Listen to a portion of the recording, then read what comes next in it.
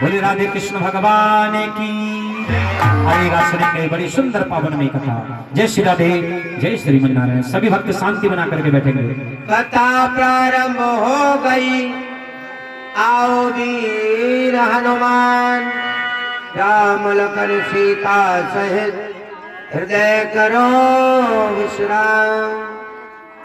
सच्चिदानंद रूपाय विश्व उत्पत्त्यादि हेतवे तापत्रयाय विनाशाय श्री कृष्णाय वयं नमः। कृष्णाय वासुदेवाय हरे परमात्मने प्रणतक्लेश नाशाय गोविंदाय नमो नमः। आइएगा आदि शक्ति मेरी माताएं, नौजवान साथी, जो प्यारे प्यारे बच्चों,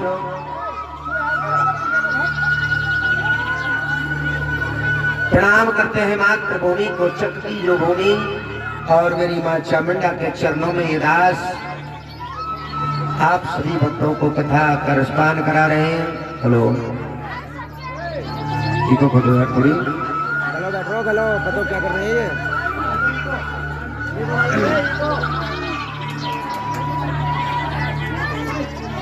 देखिए, प्रणाम करते हैं भागीरथी गंगा जो हमारे दाईं ओर बह रही है, यहाँ से कुछ ही दूरी पर। प्रणाम करता हूँ हनुमान जी महाराज के चरणों में, अपनी माँ जगत जननी के चरणों में, पिता के चरणों में। प्यारे भक्तों, आज कथा को चलते हुए चतुर्थ दिवस यानी चौथे दिन की कथा है, और आप हम सभी मिलकर के भगवान की इस पावन में गंगा में डुबकी लगा रहे हैं, गोता लगा रहे हैं, और भगवान की कथा को सुन रहे हैं। आपने कल कथा में सुना भोले बाबा के विवाह की कथा। अब आज कुछ देर प्रकाश डालेंगे सबसे पहले भगवान श्री राम का जन्म। क्यों कि भगवान कन्हैया के जन्म से पहले भगवान एक राम का अवतार भी हुआ है, और भागवत जी में राम कथा की थोड़ी सी कथा आती है, उसी कथा पर प्रकाश डालेंगे सभी। देखिए, हाथ जोड़ करके निवेदन है पहले तो माताओं से कि इधर उधर की बातें करनी बिल्कुल बंद करो। अगर इधर उधर की बातें करोगे तो आपको कथा कोई समझ में नहीं आएगी। ये कथा आपके जीवन के भविष्य को सुधारने के लिए हो रही है।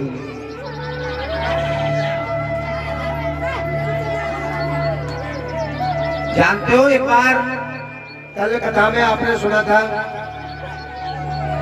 व्रत आसन पर महादेव जी बैठे आसनदार। पार्वती जी कह रही थी, भगवान प्रभु भोलेनाथ हमें कथा सुना दो। अमर कथा को लगे सुनाने जब तरपार, उमा के पड़ गए सोता, सो गई पार्वती मैया, सो गई। और होकरा कह रहे हो तोता। ये तोता जो है ना, साधारण तोता नहीं है, भगवान का रूप है। इन्होंने ही कथा सुनी थी तो आज ये अमर हो गए। देख लो, तुम्हारे सामने बैठे। लेकिन माताओं को ना करना पड़े। तो तीन बातें ऐसी होती है माताओं में कि अगर कोई बात हो जाए ना, तो जब तक अपने पेट की बात चार छह न बता देंगी, जब तक करना पड़े। कभी वह बताएंगे कि मैंने ना बताइए। देखिए, क्या भी सारी बातें देंगी, मैंने ना बताइए किसी को भी। ये श्राप लगा हुआ है, तुम्हारी कमी ना है। माताओं को श्राप लगा हुआ है कि जब तक अपनी बात चार छह जगह ना कह देंगी, तब तक वो पेट में बात बचे ना रहे।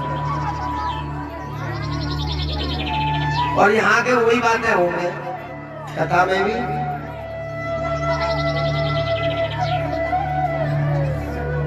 देखिए, यहाँ कथा में आए तो केवल कथा की बात सुने, न जाने ऐसी कौन सी बात कब निकल जाए।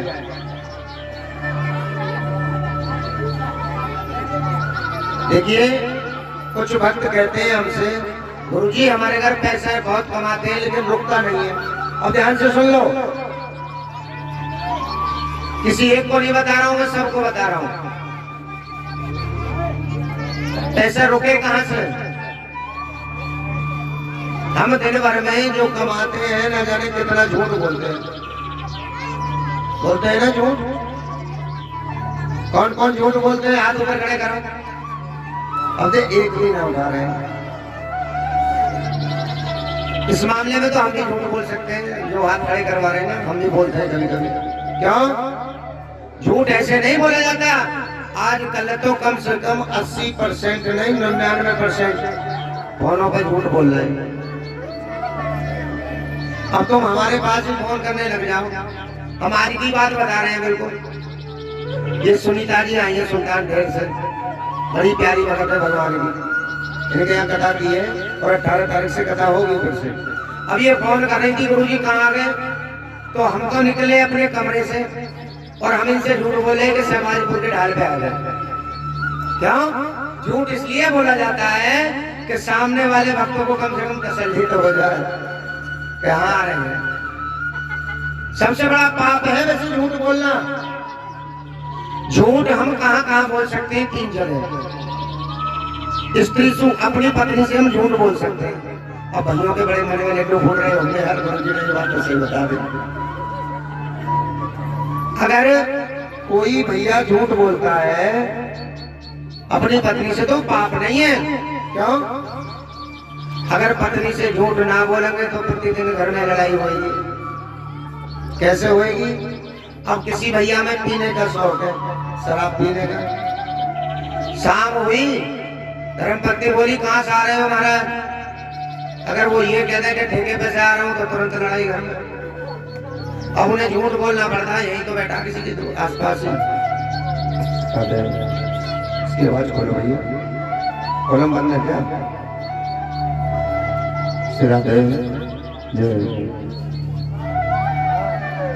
तो हम पत्नी से झूठ बोल सकते हैं। दूसरा कहाँ? अगर हमारे झूठ बोलने से किसी की जान बच रही है, वहां झूठ बोल दो, पाप नहीं लगेगा। तीसरा झूठ, किसी का हम विवाह करा रहे हैं। अगर हम विवाह करा रहे हैं, बिचौलिया बन गए, अब लड़की वाला पूछ रहा है, बताओ जी बिचौलिया जी लड़का क्या कर रहा है? अब लड़का है होमगार्ड में। तो अगर हमें झूठ बोलना पड़ रहा है ना, चिंता मत करो, लड़का दरोगा है, दरोगा जी है, तो वो पाप नहीं है, भगवान को भी अच्छा लगता है। देखिए जोड़ी का संयोग तो भगवान बनाते हैं, यहाँ तो हम केवल मिलान करते हैं, उनको मिलाते हैं आपस में। साथ जीने मरने की जो कस्में होती है ना फेरे के समय, अब आजकल की तो बिटिया ऐसी हो गई, भैया ऐसे हो गए, जब पंडित जी फेरे फेरने आते हैं ना, और आजकल के भैया पंडित जी भी ऐसे ही हो गए। अगर अच्छी सी दक्षिणा मिल रही है तो फेरे फेर रहे ढंग से, और बाकी अगर दक्षिणा ठीक ना मिली तो बस 1 घंटे में फेरे फेरे और चले गए। शास्त्रों में विधान बताया है फेरे का समय 3.5 घंटे का है, और ऐसी ऐसी बात बताई जाती है फेरे पर। कौन कौन सी? अगर उन बातों का पालन करें ना, आज की पीढ़ी, आज की बिटिया है, बहू है, तो कभी घर में झगड़ा नहीं होगा। फेरे के समय 7 वाक्य होते हैं बिटिया के और 5 होते हैं भर के। कभी सुने तुमने? किस किसने सुने फेरे के समय? जो पंडित जी ने सुनाए। बगैर पंडित जी के विवाह हो गया तुम्हारा है? सुनाए होंगे पंडित जी ने, ये ना भी सुनाए हो भैया तुम्हारे पंडित जी की, हमें क्या पता। देखिए बेटी कहती है महाराज मेरे कुछ वाक्य हैं, वचन हैं, और भैया भी सुन ले ध्यान से। अगर मेरे कुछ शर्त मंजूर है, मेरे वचन है, उनको मानो तो मैं तुम्हारे दाएं से बाएं अंग आऊं। दाएं हाथ पे जानते हो कौन है? दाएं हाथ पे भी बेटी है। जब तुम्हारे बाम अंग में बाएं हाथ पर आ जाएगी तब तुम्हारी पत्नी है। इसलिए पूजा के समय माताओं को सीधे हाथ पर बैठाया जाता है। क्यों? कि जब हम पूजा कर रहे हैं, भगवान भोलेनाथ की पूजा कर रहे हैं, विष्णु भगवान की पूजा कर रहे हैं, तो वो कौन है? पिता। पिता है ना, और पिता के घर बेटी सीधे हाथ पर ही बैठती है। अब बिटिया कहती है अपने महाराज से, अपने पति देव से, जब तक फेरे नहीं फिरे, फेरे तो फिर गए, लेकिन वाक्य मंजूर करने के बाद विवाह पक्का होता है। क्या कह रही है? देखो जी महाराज, सबसे पहली बात, 3 अवस्थाएं होती हैं, बाल अवस्था, युवा अवस्था और वृद्ध अवस्था। बालपन यानी जब मैं बच्ची थी तो मैंने अपने पिता के यहाँ समय काट दिया। अब मैं युवा हो गई हूं, मैं जवान हो गई हूं।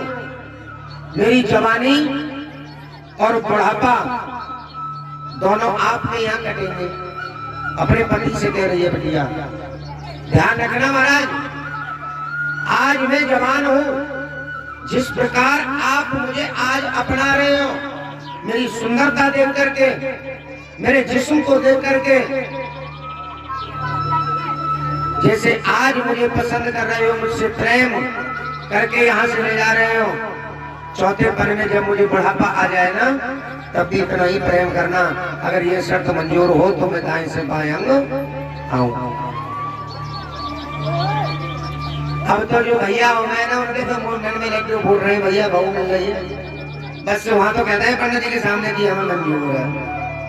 ध्यान कहीं हो ना, बस कहते ही मंजूर है। अरे मूर्खो, ना तो पंडित जी रहेंगे, पंडित जी भी मर गए, तुम भी मर गए, सब मर गए, लेकिन एक वहां गवाह होता है। कौन? जिसको साक्षी मान करके हम फेरे लेते हैं, जिसको साक्षी मान करके हम वचन लेते हैं। कौन है? बता सकता है कोई? जब फेरे फिरते हैं तो अग्नि देवना होते हैं, वहां अग्नि होती है ना। अरे पागलो, बताओ कैसे बैठे हो? उस अग्नि को साक्षी मान करके शपथ ली जाती है, वचन लिए जाते हैं। बिटिया कह रही है, सुनो महाराज, पहली शर्त हो गई। दूसरी शर्त, तुम्हारा कहीं अब से पहले बैंक बैलेंस हो, किसी को पैसे दे रखे हो, तो उसमें मेरी सहमति हो, मुझे पता होना चाहिए। और लड़का कह देता है ठीक है जी। तीसरी बात, किसी को दान कर रहे हो कोई वस्तु, घर में कोई चीज ला रहे हो या फेंक रहे हो, उसमें भी मेरी सलाह होनी चाहिए। बोले ठीक है। अगर मैं साथ सहेली में बैठी हूं और वहां नाच रही हूं, गा रही हूं, और मेरे नाचने पर तुम्हें क्रोध आ रहा है, मेरी संगी सहेलियों में मुझे बेइज्जत मत करना, चाहे अकेले में ले जाके मुझे जान से मार देना। बताओ ये शर्त मंजूर है? बोले मंजूर है। अब ये लड़के की बात का है। लड़का कहता है कि देखो कुछ बातें हमारी भी है। बोले क्या? मेरे घर में मेरी माँ बहन है, अगर उनकी सहन कर सको तो मुझे दाएं से बाएं अंग आओ। ठीक है, मंजूर है। तीसरी बात, एक ऐसी बात बताई है जो आजकल की माताएं वो बहुएं पालन नहीं करती। क्या? लड़का कहता है मेरे घर में अगर मेरा मित्र, मेरा दोस्त कोई आता है, कभी उसके सामने नहीं आओगी। ये शास्त्रों की बात बता रहा हूं मैं तुम्हें। लड़का कहता है ध्यान बते, कभी जंगल में अकेली नहीं जाओगी। ये सच्चाई है। खेत पर भी माताओं को, बहुओं को, बिटियाओं को अकेला जाना नहीं चाहिए। खेत पर अकेली नहीं जाओगी। ठीक है जी महाराज, मुझे मंजूर है। ऐसे ऐसे वचन लिए जाते हैं फेरे के समय, विवाह के समय। ये शास्त्रों की बात है। अब जिसमें ज्ञान है पंडित जी में वो बता देते हैं, जिनको नहीं पता वो नहीं जानते। हेलो अरे पंखा क्यों नहीं चलवाया अभी तुमने? हेलो। देखिए कमेटी वालों का कहना है कि कुछ माताएं आ रही हैं, उन्हें बैठने पीछे दिक्कत हो रही है, थोड़ी थोड़ी आगे हो जाए, सभी भक्त आगे हो जाए, थोड़े थोड़े, थोड़ी पब्लिक पीछे ज्यादा है, तो थोड़े थोड़े आगे हो जाओ, सभी भक्त आगे हो जाओ, आगे थोड़े थोड़े आगे आ जाओ, आगे बदली जगह है। अरे आगे आ जाओ थोड़े बच्चों, आगे आ जाओ बेटा, आगे आ जाओ, सीधा दे। सभी भक्त आगे हो जाए, थोड़े थोड़े। बस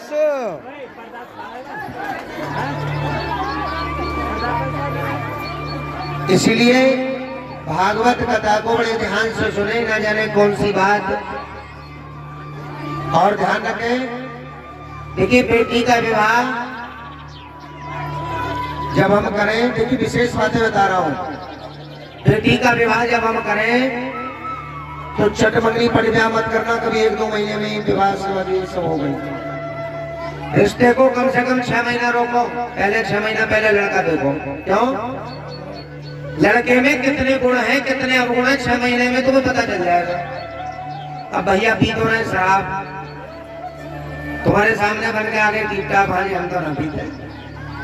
बेटिया का विवाह हो गया, दूसरे तीसरे दिन शराब पी के आ गए, तो कौन रोकेगा उन्हें? गलती किसकी? तुम्हारी। एक बिटिया का विवाह वहां नहीं करना चाहिए जहां दहेज की मांग हो। कहाँ चलाती है भाई साहब, वहाँ जा रही हो वहाँ? तीसरी बात, अगर बेटी पढ़ी लिखी है, इंटर है, तो कम से कम लड़का बीए होना चाहिए, पढ़े लिखे होने चाहिए।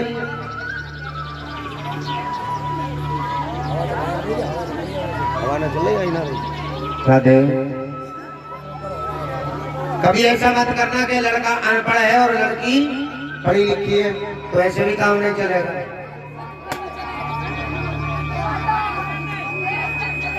एक बार क्या हुआ,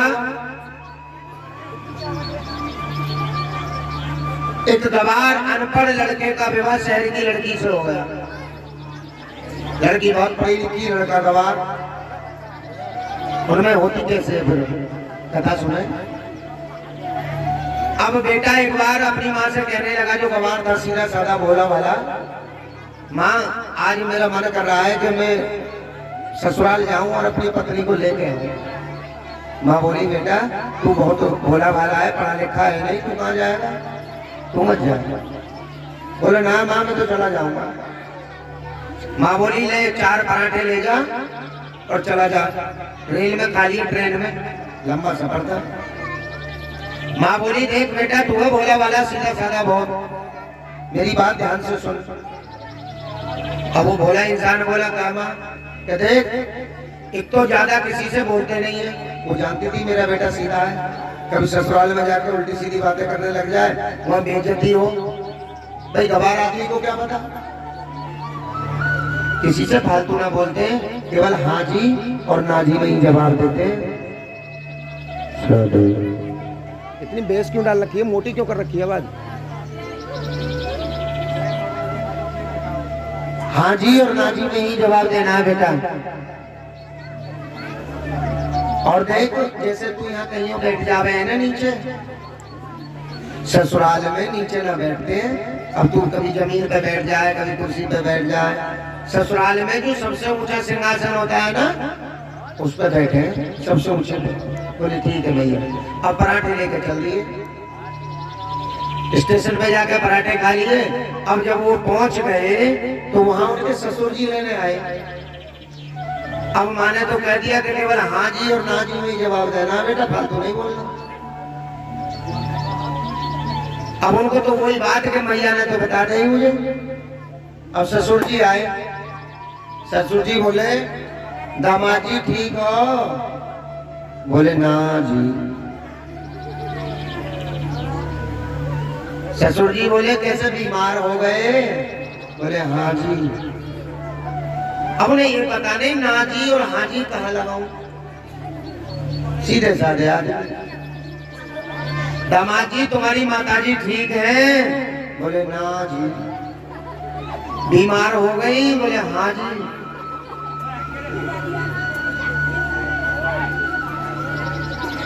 तुम्हारा सफर ठीक रहा ट्रेन में आए? बोले ना जी। कैसे पकड़ लिए पुलिस वालों ने, बिगड़ गिट के आए? बोले हाँ जी। अब हाँ जी और ना जी में जवाब दे। बोले चलो घर चलो, घर ले गए। अब जब घर सब बैठे इंतजार कर रहे हैं, भाई दामाद आने वाले, मेहमान आने वाले, उन्होंने सोचा भाई सब कुर्सी पे बैठे हैं। अब माँ ने ये कहा था कि ऊंचे आसन पे बैठे हैं कि सबसे ऊंचा हो गए। अब उन्होंने इधर उधर नजर घुमाई तो सामने कमरे में शेर परवारी खड़ी है। अब वो कुर्सी पे पैर रख के और कटपट चढ़ गए शेर परवारी पर, क्योंकि सबसे ऊंची शेर परवारी खड़ी। अब छोटी साली कह रही जीजा जी आ जाओ नीचे को। बोली ना जी। अब ऊपर ही बैठे रहोगे? बोले हाँ जी। बोला वाला इंसान। अब उनकी पत्नी बोली कि महाराज को मैं खाना बना दूं। अब शहरों में तुम जानते हो छोटी छोटी पूरी होती है, अपने गांव देहातों में तो कुछ बड़ी पूरी मोटी भी बना देते हैं, लेकिन शहरों में तो छोटी छोटी पूरी बनाते हैं। अब एक पूरी साली बोली जीजा जी गरम गरम खिलाऊंगी, पूरी एक एक खिलाऊंगी। अब वो एक पूरी लेके आई तो गवार इंसान एक पूरी का एक ही गस्सा बनाया और खा गए एक ही गस्से में। अब उनकी पत्नी देख रही रसोई घर में से, हे भगवान ये अनपढ़ है, मैं कहाँ तक समझाऊंगा। अब इशारे करे बोली अगर मैं आवाज लगाती हूँ तो मेरी वैसे बेइज्जती होगी, मेरी माँ भी बेइज्जती करेगी, मेरी बहन भी बेइज्जती करेगी, पता कैसे आदमी है। इशारे से कहूँ। अब वो इशारे से कह रही रसोई में से, हाँ जी। अब वो देख रहे हैं इशारे कर रही, एक में से दो। मेरी बहन अगर एक पूरी लाए तो काट के एक में से दो कर लियो। तो बोले वाले इंसान बोले अच्छा ये कह रही है कि एक एक नहीं दो दो खाओ। बड़े बोले वाले एक एक मत खाओ, दो दो खाओ। अब वो साली जब दो दो पूरी लेके आई तो भाई साहब दो दो दोनों को उठा में और गई कि बनाए और खा जा एक एक में। बोले हे भगवान। अब वो कह रही हाँ महाराज जी दो में से चार टुकड़ा करो दो पूरी में से। तो वो कह रही चिंता मत करे, मैं समझ गया तेरे सारे तू करिए, अब दो नहीं चार चार खाओ। चिंता मत करे चार चार खाऊंगा। ये माइक लोकल है क्या है, वही बात समझ में नहीं आ रही।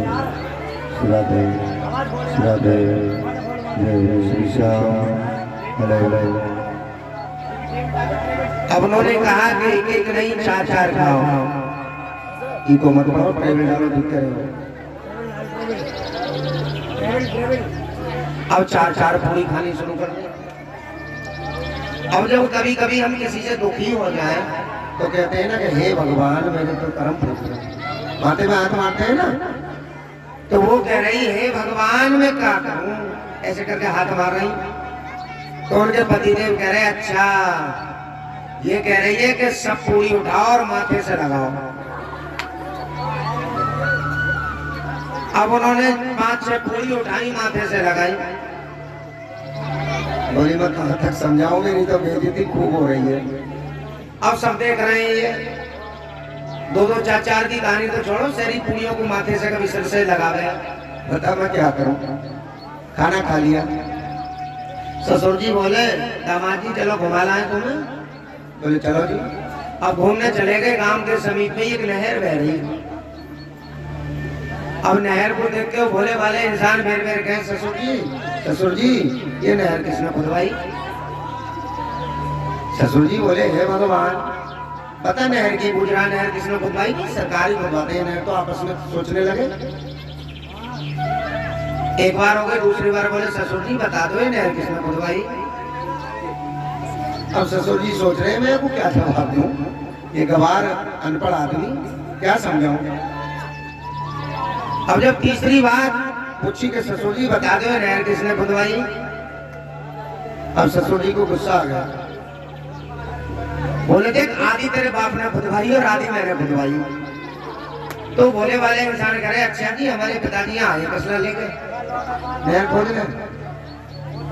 बोले मूर्ख तेरे पिताजी नहीं आए, आदि तो तेरे बाप ने ऐसा खुदवाई का तुझ जैसा गंवार पैदा किया अनपढ़, और आदि मैंने इसलिए खुदवाई कि अपनी पढ़ी लिखी बेटी तुझ गंवार के साथ दे दी। बोले गोविंद भगवान की। तो भैया अगर बेटी का विवाह करना है तो लड़के को भी पढ़ा लिखा होना चाहिए, मेरी जमीन जायदाद तो मत ही हो। लेकिन आज गलत तो जमीन देखे और भैया बेटी चाहे पढ़ी लिखी है कैसे भी है। बोले गोविंद भगवान की। राधे राधे पे तो हाथ भी आदमी से कर रहे हैं। अच्छा कथा सबको अच्छी लग रही है, हाथ खड़े करो किस किस को अच्छी लग रही है ईमानदारी से, पूरी आदत से हाथ खड़े रखो। हाँ ऐसे खड़े खड़े बोलिए चामुंडा मैया की। जब अच्छी लग रही है तो ये भैया घूम रहे हैं कॉपी लेके, सहयोग लिखवाते रहो। देखो विश्वास के साथ कह रहा हूँ बिल्कुल, ये पैसा एक अलग की चीज है। पैसा की तो मैं तुमसे इसलिए कह रहा हूँ और कहना भी पड़ेगा 7 दिन तक दान की कि ये साउंड वाले हैं, ये टेंट वाले हैं, ये बाजे वाले हैं, ढोलक वाले हैं, भाई इनको तो सबको दक्षिणा चाहिए, चाहिए ना। अब गुरुजी के तो आत्मा प्रसन्न है भक्तों से, और ये यहाँ से दुखी चले जाए तो ये बात भी अच्छी नहीं है। मैं तो आज अपने कमरे पर भी गया तो वहां भी तुम्हारी तारीफ भी करी सच्चाई है, क्योंकि आज घर का भोजन खाया तो अच्छा ना लगे। भोजन में भी प्रेम होता है। भगवान ने छोटे भेड़ खाए थे, किसके? सबरी के।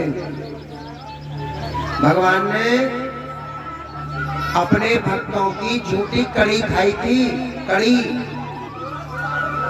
अपने मित्र की झूठी। सुदामा के कच्चे चावल खाए थे। भगवान और ब्राह्मण भाव के भूखे हैं। इतना प्रेम, इतना अच्छा भाव है, पूरे दिन तुम विश्वास मारना कि हम यहाँ खाते खाते भी परेशान हो जाओ। कभी कोई बिटिया दूध ला रही है, कभी कोई ककड़ी ला रही है, कभी कोई खीरा ला रही है, खाने को लाते रहे भक्त, दूध भी आता रहता है। बड़े प्यारे भक्त हैं। तो देखिए सहयोग भी आप लोग थोड़ा थोड़ा सभी करते रहे। भैया लिख रहे हैं कॉपी में, कहते हैं बूंद बूंद से घड़ा भर जाता है। अगर आप थोड़ा थोड़ा सहयोग करोगे ना, और जब से कथा शुरू हुई है अभी तक तो कान बोलाना है, तो बोल रहे नहीं बोला तो भक्त पीछे मत हटो। बोलिए गोविंद भगवान की जय जय श्री